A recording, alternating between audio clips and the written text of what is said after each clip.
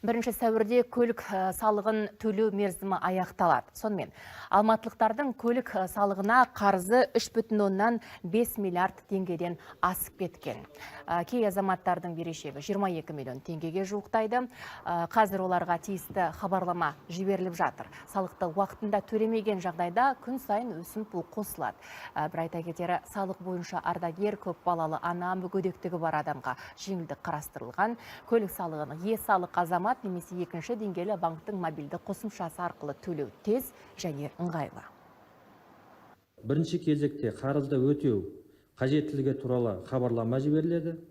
Төлемеген жағдайда салықтық бұйрық шығарылып, ол сот орындаушыларына жолданады. Өз кезегінде сот орындаушылары атқарушылық іс қозғап, шаралар қолданады. Міндетті шаралардың түрлері, кейбір түрлері бұл шетелге шығуға шектеу қойылады, мүлік пен банктік шоттарды бұғаттайды,